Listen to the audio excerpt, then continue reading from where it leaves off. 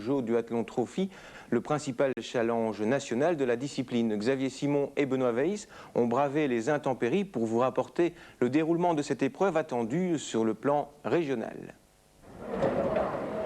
Malgré toutes les précautions prises par Francis Toppard, l'organisateur de la première manche du Peugeot Duathlon Trophy, nous nous interrogeons encore sur l'opportunité d'autoriser au départ d'une épreuve de duathlon le regroupement aussi anarchique de plus de 160 concurrents.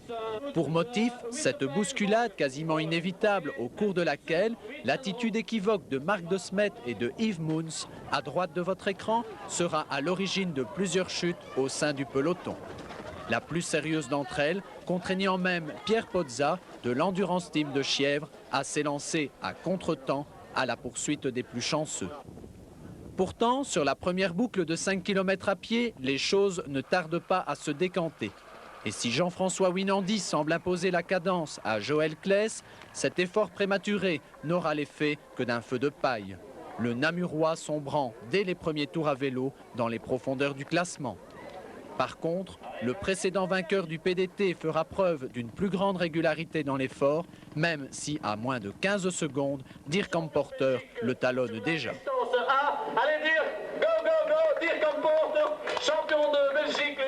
Dès le premier des 4 circuits à vélo, l'autoritaire vainqueur de Chièvres replacera à sa manière les pions sur l'échiquier. Et ce, malgré le vent et les intempéries qui rendaient le parcours à travers la campagne olinoise plutôt difficile à aborder.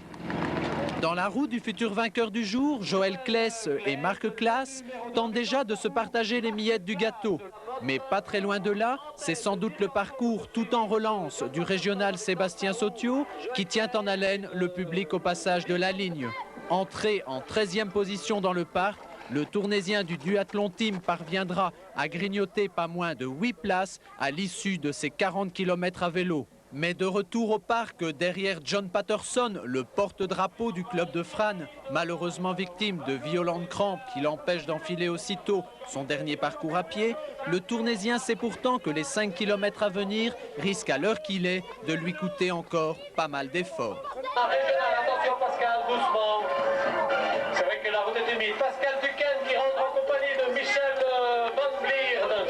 En tête de course, si les dés sont évidemment déjà jetés, rien ni personne ne pourra plus surprendre l'athlète de Dixmude, qui endosse donc, après 1 heure, 36 minutes et 13 secondes de course, la tunique de leader du Challenge 93.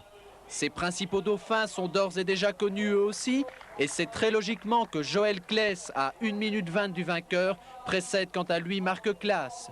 En définitive, c'est en 8e position que le premier régional franchira la ligne d'arrivée de Olin. Une entrée remarquée s'il en est pour Sébastien Sautiot au top 10 du challenge, et ce, malgré une dernière semaine de préparation un peu trop contrariée.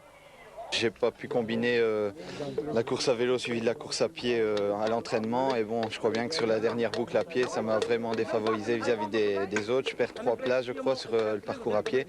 Donc la deuxième boucle, et d'après moi, c'est ça qui est le motif de cette place. Enfin, c'est bien quand même, quoi, parce que bon, il faut reconnaître que bon, ici il y avait plus ou moins 150 partants et pas des moindres, des anciens coureurs cyclistes, des professionnels du triathlon et bon, de bons néerlandophones du triathlon également.